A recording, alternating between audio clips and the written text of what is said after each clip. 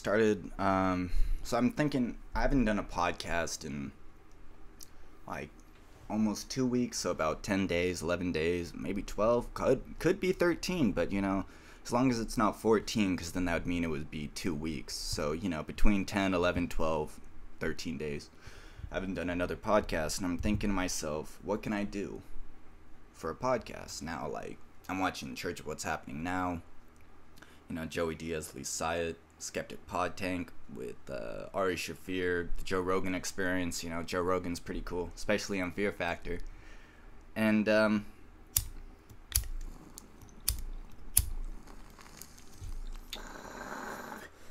so I'm thinking to myself, what can I do to make myself feel more calm? And I figure, why not smoke on the podcast? Now, at my home, I can't really smoke indoors. You can smoke in the garage. You could smoke outdoors. You could smoke in a car, except I don't have a car or a valid driver's license. But I don't drive. And so I'm thinking, man, oh, that's right. Smoke Buddies. Smoke Buddies. Brought to you by Smoke. Now, Smoke Buddies, it's this thing where you have the mouth end, and then the end that, excretes the purified smoke. So you blow into it, and when it comes out, there's no smell. So, it's like perfect for a podcast, perfect if there's snow outside. Doesn't snow in Fresno, unless it's ash. And, yeah, it just kind of filters it out. So it's a lot more chill. And, by doing this, can sit inside, play PlayStation, Xbox, whatever, and it's really nice. So I like this. They're like $15 at smoke shops. However, most smoke shops you can, kind of do a bartering system where you go like, hey man, I only brought in 10, when your pocket's full of 50, and you could be like, hey, can I get it for 10? Can I get it for 5? Or you could go on to Amazon. Amazon like brings it to your doorstep. You don't even have to go out, which is nice because, coronavirus, here in Fresno and Clovis, there's been a lot of fires up in like what they call the Creek Fire.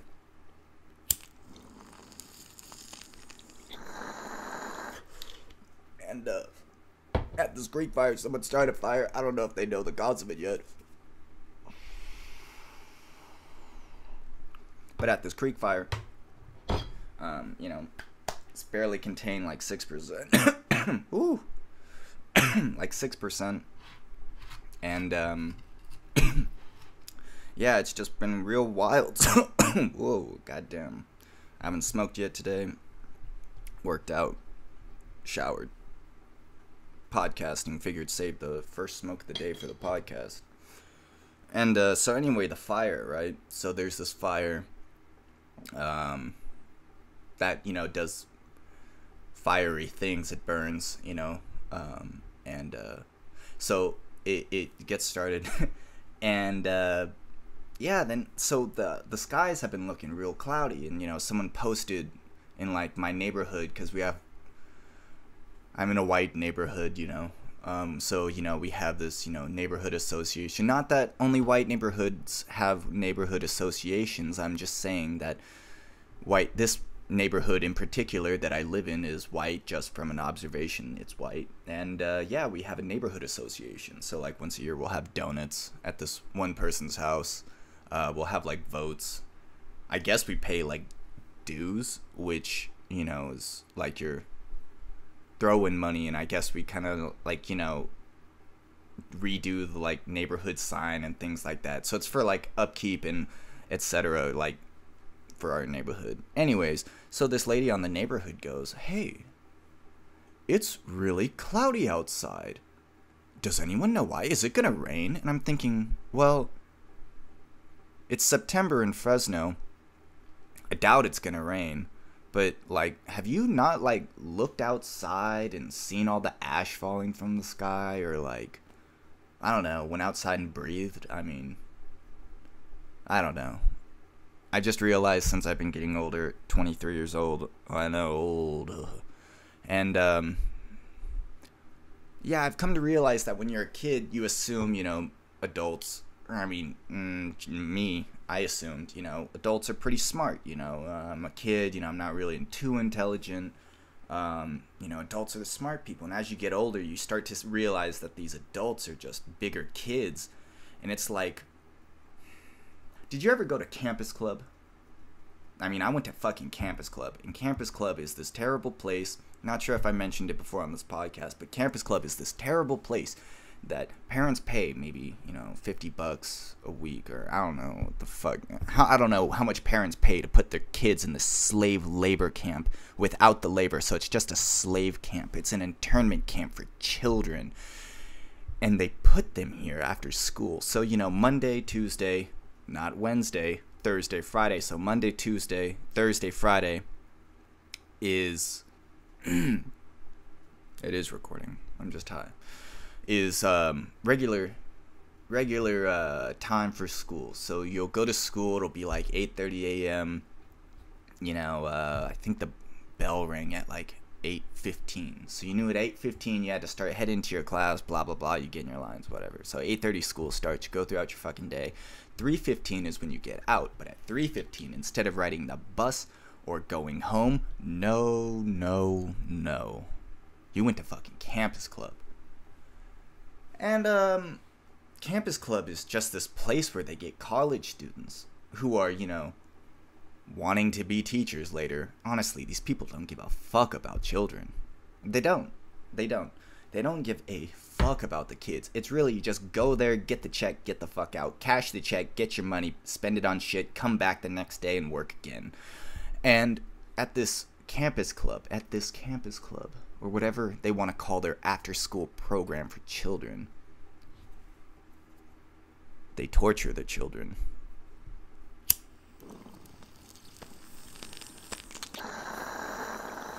Maybe not physical torture as you think in the medieval sense, but a torture type nonetheless. You'll get there. And I remember there was this lady named Teacher Jill. And she was a... I don't know how to put it. Hefty woman? I don't know. She was she was big. It looked like, well, a couple of the kids went missing, and you found them in Teacher Jill's gut. Because this lady was a bitch. She ate children alive for breakfast. My sister sprained her foot one time because we were taking out this outside freezer out of my garage. So we're moving this freezer. Huge fucking thing. Maybe it's in the indoors. But anyways, there's this huge freezer, and we're taking it out. Me, I'm like, I don't know, 8, 7 at the time. And so we're lugging this thing out, and my sister's on one end, and my mom and I are on the other. And guess it got too heavy, but it dropped on her foot, and you just hear, ah! And you look over, and you're like, oh shit, it fell on her foot. Are you okay? Like, ah! And so anyways, long story short, she has to get crutches. And so we're at this Campus Club, and here's big bad Teacher Jill. Emphasis on the big and the bad bitch part. Okay, so and she goes, here, Caroline, that's my sister's name. Let them play with your crutches. Like, what? You're gonna, a girl with a sprained foot, you're making her give, no. And my sister says no, and then she forces her and gets the crutches, and the other kids are playing with her fucking crutches while my sister's over there hobbling on one foot, like the nickname IHOP. She's over there hopping around like, hey, give me my crutches back. And she's letting the other kids play with it. And that's where I say these adults are really just bigger kids, because that is some childish shit. You're really just gonna let them run away with a handicapped girl's crutches, her only real probable way to move around are those crutches, and they're gone. Bye. It's okay. So Campus Club, torturous place. And anyways, I remember they'd make you go, and you would get there, and they would just talk down to you. And even at the age of 6, when I started having to go, actually I started having to go to that place at the age of 5. God, they would just talk down to you and treat you bad. They would make you walk in the back of the line. They would make you walk to the back of the line. I don't know how that's a punishment, but they would shame you, like Game of Thrones, where that girl is in the back with, that nun with all those crazy religious people, and she's like, shame, cling, cling, cling, cling. shaking the bell. And you're just like, wow, I got sent to the back. I mean, it's kind of cool because, when all your other friends, if you had other friends there, because most of your friends, their parents would either say, we're going to pick you up, take you home, you can ride the bus, or we'll just be like one of those parents where they say, hey, watch out for stranger danger, but you're going to fucking walk home. And, I mean, me walking home, that would have been 7-8 miles. That'd have been a distance. It would have been better than Campus Club. But then, the other parents, it's like, oh, my child got kidnapped. Oh, you made him walk 2 miles home? Oh, yeah. And your kid was dumb enough to take the candy or those free Disneyland tickets and get in the car? Like, oh, okay. But, that's another story for another time. I wasn't one of those children. And, so yeah, Campus Club. Fucking ridiculous. So, yeah, where was I? Stupid people, stupid adults. Oh, yeah, that's right. So you notice, as you get older, these adults are really just bigger children. And you see it on television. My least favorite politician, Nancy Pelosi. I mean, I know I shit on her a lot. I shit on a lot of people. Not because I dislike people. I mean, I don't really care for Nancy Pelosi. Then again, I don't know her. But, yeah, I just do it because it's fun. It's funny. It's jokes. And so, like, apparently the salon she went to in San Francisco is owned by someone who lives in Fresno. It's like a Fresno native. And so, it's kind of big in this city. It's in the Fresno Bee, whatever. And she's like, oh, yeah, I went and got this this blowout. And it's like, pfft. That was your first mistake, was getting a blowout. With that head and that face, Nancy, goddamn, the blowout was the first mistake you made that day, but you know what? You fucking made it. So, okay. The second mistake was you went to the salon, got a haircut, or blowout, I don't know what the fuck that is. I know it just looks bad on her. And that was your first mistake. Second mistake was, you went and got that in a district, in your own district of San Francisco, where you already don't take care of the fucking place. You see people in the streets taking a shit or, like, injecting themselves with that cheap heroin that turns them into alligator scales. Yeah, when you see that, like I have, and you walk around, you see people with heroin needles, like, strung out at the Muni stop, and, like, people smoking crack off the foil. Like, I didn't even know that was a fucking thing until, later on I watched The Sopranos, and they're doing that in The Sopranos, but I was like, holy shit, that's a fucking thing? You smoke crack off the foil? Like, they just heat up this pipe, like, because, you're sitting on the Muni and just kind of like, oh, hey, someone's smoking crack. Cool. Well, I mean, fuck it. I'm not doing anything on this Muni anyways. I mean, there's just that person starting a fight with another person, telling them to get out of the country. But looking out of the window, wow, look at that. Someone's smoking crack. And that happens a lot on the Muni. People tell a lot of other people to get out and go back home to their country. It's fucking retarded. I mean, when you say that, it's like, how ignorant are you? I don't know. Yeah, never been said to me, though. Hopefully it doesn't, because I was born here. And, yeah, so the person's just heating it up, and then they press it on the foil, which I guess is where they keep the crack. I don't fucking know. And they just go, and, that's it. And then, they exhale, and then they start going and picking up dumpsters and throwing them through, throwing them into trees, because they're so strong on that crack. And so, yeah, it's just a weird district, and Nancy Pelosi doesn't take care of it. She's terrible at her job. And so, yeah, then she comes back and says, oh, this person, the salon owner, they invited me here. They owe me an apology. Wait. Nancy, you got caught. Then your team says, well, she wore the mask. The only time she took off the mask was when she was getting her hair washed. No, because the salon has security cameras. And they caught her ass on footage. And it's kind of like, and she goes, well, they had cameras inside. They set me up. Well,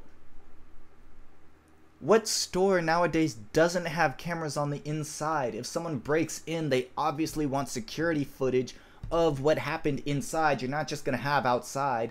And then, that's what happened to Pop Smoke. They didn't have cameras inside. outside they had cameras. They see people going in the back of the house. Then they see them leaving through the front, but they don't have cameras inside. That's where you fucked up, is you let someone on the inside pull one over on you, and you got fucked up because you couldn't trust those people around you. And so that's what I'm saying is Nancy is like, oh, blah, blah, blah. And it's like, oh, these people are just going to love me. No, Nancy, they didn't like you. And hey, maybe it was a trap. Maybe it wasn't. But you knew you weren't supposed to be going into that hair salon. You knew you weren't supposed to be walking from room to room, not just getting your hair done, but you're going room to room looking around like, and it's kind of like, you got caught. And she goes, oh, they set me up. Oh, they set me up. She owes me an apology. And now the owner of that salon is closing said salon and leaving that area because the people in that area are sending her death threats and emails and hate messages and shit on Yelp trying to make bad reviews. And it's kind of like, interesting. That's how you see is Nancy Pelosi is a very, very old child. I wouldn't call her an adult. I would call her a very, very old child, a decrepit, geriatric, old, senile crow of a woman. It's like, oh, God. Like, and you know that. And you know that she does that childish shit because that would be like something in elementary school where, like, someone does something and then they go, oh, yeah, well, Billy pisses the bed. And Billy goes, I don't piss the bed, even though he secretly does. Does not. I don't know. Maybe he does. But, you know, and Billy pisses the bed. I do not. Well, you know what? Yeah, he does. Yeah, he does. Fuck him. You know, he tried to get me in trouble because I was stealing someone else's snack at lunch. And, yeah, he pisses the bed. And it's kind of like, well, you don't know that. You're just mudslinging. And then she goes and just starts other shit and goes, oh yeah, because he was trying to do that and get me in trouble. And it's kind of like, well, yeah, bitch, because you deserve to get in trouble. You deserve to get caught. I mean, if you just come out and say it like, oh, hey, it's not a big deal, or hey, it's a big deal, I made a mistake. Okay, that's cool. You take the L, take one on the chin. No, she didn't take it on the chin at all. In fact, she got caught. She tried to slip and dodge that punch. She tried to bob and weave, tried to move, you know, move like a butterfly. She got stung like a bitch in the face. Pow, right on the button. Pow. And it's like, and she's still mad. Still mad. I don't understand it. But you know what? I'm not a politician. I'm just someone podcasting during a quarantine, during the apocalypse. Yeah, so I just fucking say it how it is. I just speak it. I mean, hey, you know, I'm not doing much harm. I don't think I'm doing any harm. I'm just speaking it. I mean, other people are entitled to their opinion, so I put it into a podcast. I put it on YouTube and Spotify and Overcast. And so, yeah, this this whole world, adults are just big children. Big children. Not big as in the obesity of a child, like, you know, you could see like Augustus Gloop or like Diabito from Family Guy, like, oh, no, Diabito, no. And he's like, oh, no, one more. And he tries to, you know, like eat another fucking donut and like dies. But yeah, bigger children. And, you know, it's fine. I mean, who says you can't be a child? I mean, really, other people say, oh, you gotta grow up. Oh, you need to act your age. Well, how do you act your age if you've never been that age before? You're only that age 365 times. Or 366 in a leap year. But, wait, yes. I got that one right. Whew, added an extra day. Almost subtracted a day. Oh, that'd be weird. 3, 6, 4. And so, yeah, and it's kind of like, you know, they say you gotta grow up, and really it's, well, is it that you have to grow up, or is it that those people telling you you have to grow up are just angry because they've had to grow up because they didn't meet the goals or set those standards or do whatever that they had to do at the time in which they needed to do it, and so now they're trying to take it out on others by saying, you need to grow up. It's like, well, why the fuck do they have to grow up if they don't want to? I mean, I'm not saying that it's the best idea to just go piss away all your money and, like, do nothing with your life and just sit around and, like, I don't know, jerk off into a fucking cup. I don't know. That's not what I would call a good life. But if that's what you decide to do, hey, that's what you decide to do.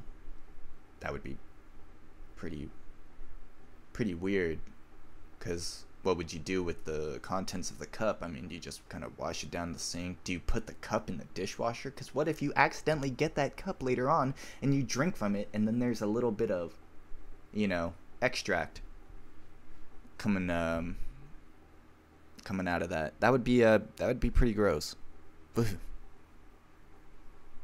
So yeah, high thoughts.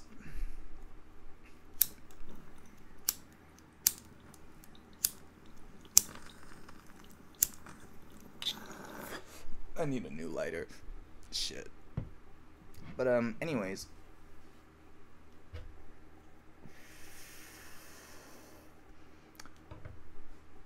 Oh, so what I've been doing with this bong. So what you do is, side note, I lost track. So going in on a different track. So what you do is you have a bong or little bubbler doodle, and you have your pipe. So you barely fill it up with weed. And that way, when you light it, you snap it, and all the contents come in. You don't have a little bit left sitting in the bowl for it to burn and make that little smoke coming out. So when you snap it, all of it goes in. You do have to clean it a little more often. But when it goes in, you inhale it, and then you blow it into the smoke buddy, and thus, no smell. Magic. And, well, 21 minutes so far. This is going to be a good podcast, I hope. And, so smoking indoors during the podcast. What else is going on? Football was on Thursday, so that was 2 nights ago. That was pretty good. It was a good game. I was kind of surprised. Clyde Edwards-Helaire, got over 100 rushing yards on, 20-something carries. Didn't get any catches. They didn't really seem to throw his way. It was more thrown to, Darrell Williams, or they were doing, bubble passes trying to get McCole Hardman open. He didn't really do much at all, McCole Hardman. They got Tyreek Hill a touchdown, though, and it was interesting because on the play, he runs a drag route, and he's, just going across, doing the drag. And what a drag route is, it's not like a cross, it's not a slant where you're going at an angle. You kind of go up a couple yards, and then you hit a straight line down going perpendicular to the sideline. And, straight towards the other sideline, I guess. So I'm not very great with geometry. And so,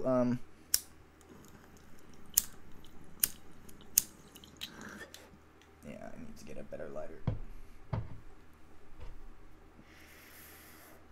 And so, on that play, it's just because Tyreek Hill is just so incredibly fast. He has such great technique at getting off the line when the ball is snapped.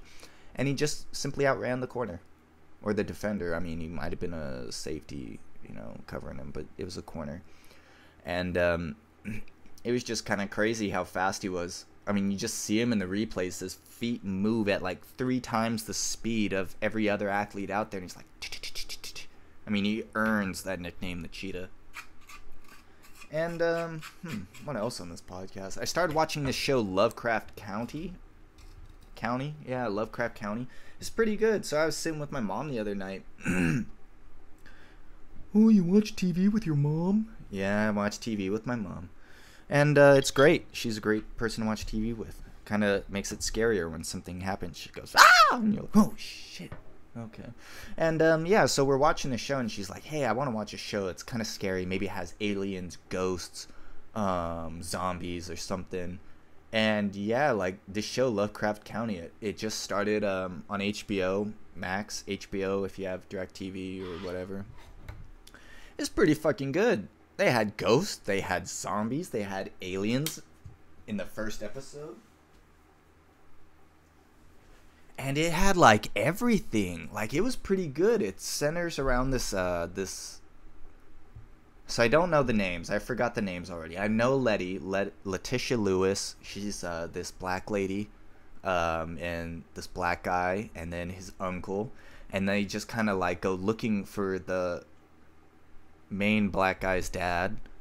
And sorry, I don't know the names, so I'm not trying to sound racist by saying the black guy. It's just the observation. I wouldn't know if it was an Asian guy. I would probably say Asian. I would most likely try to find out what kind of Asian, because if he was Japanese and I called him Chinese, that would be pretty fucked up. Because, yeah, they're not the same Asian. We're all humans, not same Asian. So, anyway, so this black guy, right, and they go looking for his dad, and then they encounter, like, all these racist white people, because it's set in, like, the 50s or 60s, and they're all like, you know what a sundown town is? I don't even know what a sundown town is. I was like, does everyone have to go inside at sundown? And he's like, and then the black guy's like, I know what a sundown town is. He goes, and the cop responds like, well, this is a sundown county. And you got 7 or 9 minutes till sundown. And I was like, oh my god, this guy is fucking crazy. They should just jump that cop, stab him, or shoot him. I don't know. I stab him real quick so there isn't a gunshot sound, and then dump the body in the fucking woods and get out of there. Because it was like, bro, like, he was threatening to hang him from trees. I'm like, what the fuck kind of people are you? You're terrible. So yeah, there's a lot of racial tension in the show, which is really hard to watch because it's just disturbing how people like treat black people.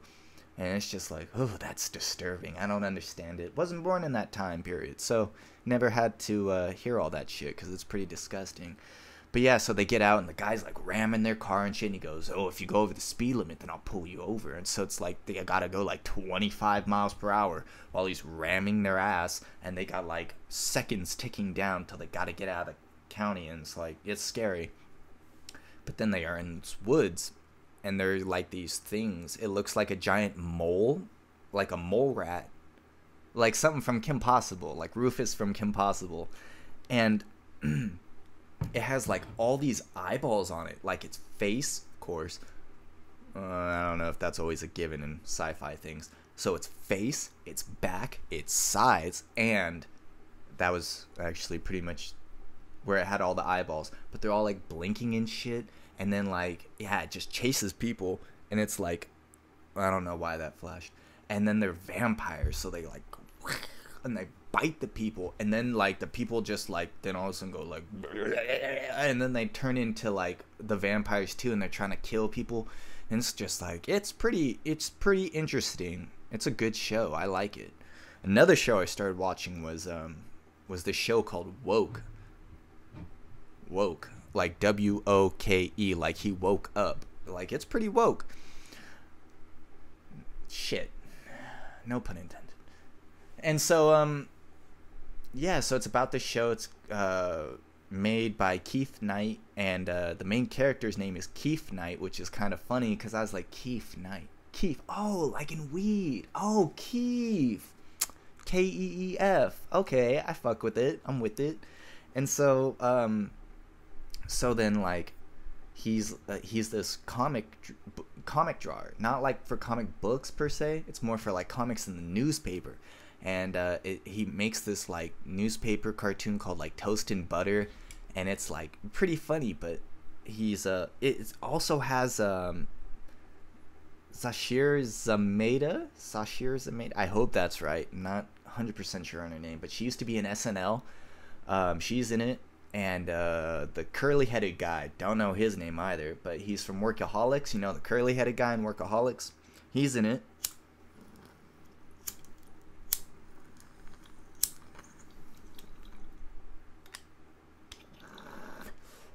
And,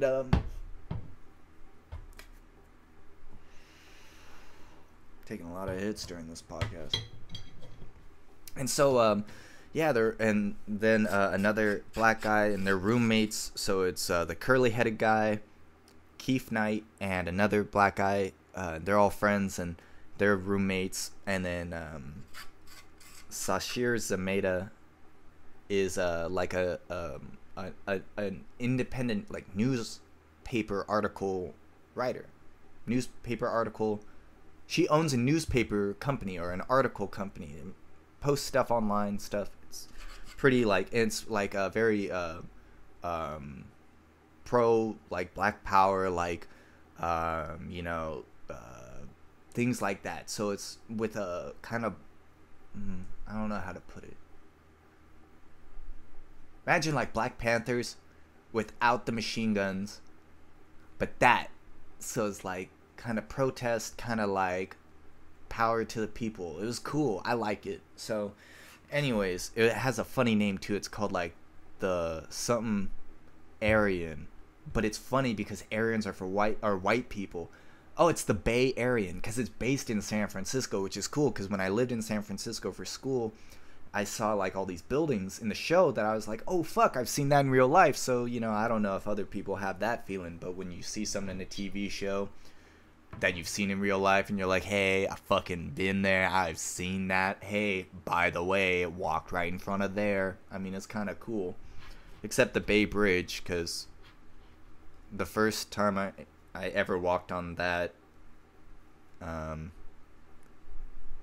yeah, someone jumped off, so that was kind of a weird first experience. So anyways, they died, and yeah, that was interesting, because when he jumped off, is like, you know, seeing him jump off, like, down the way, and he's like, gets over and jumps over, and you're like, oh, what the fuck, bro? And you like, I looked over, and you just see his body go, and you're like, oh, shit! Oh, he's fucking dead. And then, like, other people are walking up, like, is he okay? Is he dead?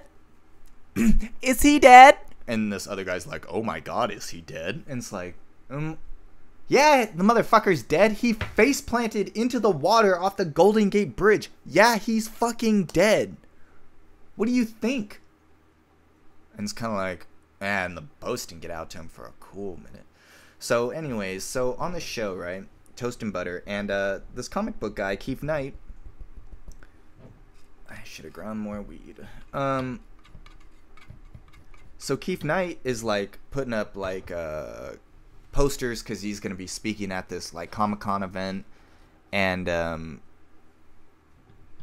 so then all of a sudden these cops like attack him, like out of nowhere, and he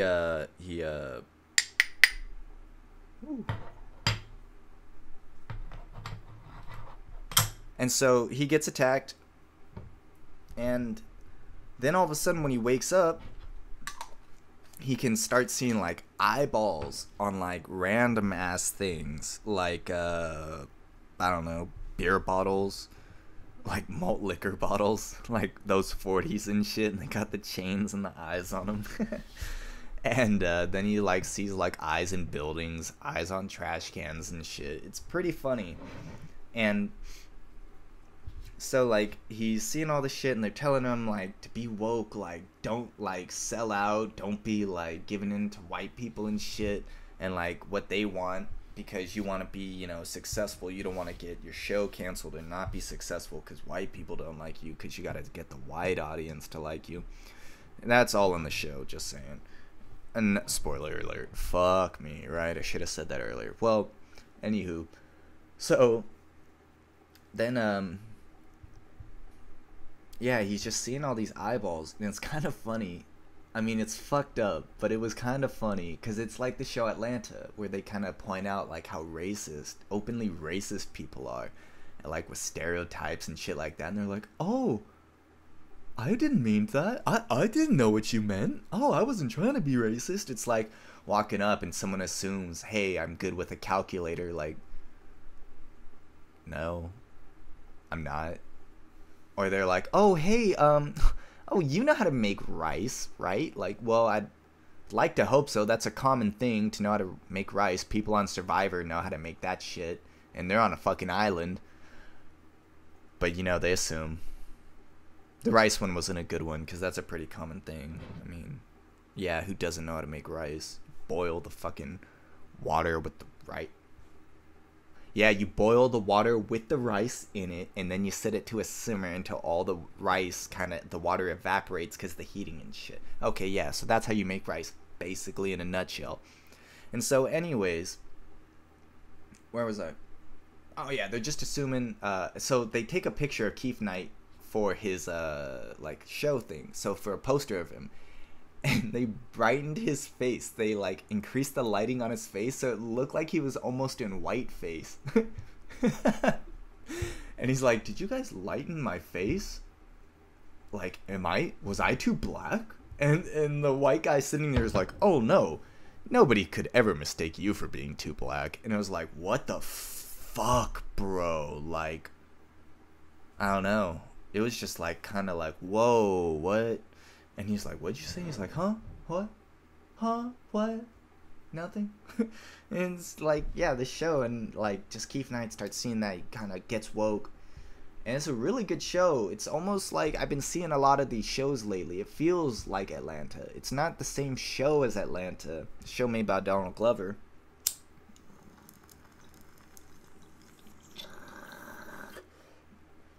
But it feels like Atlanta.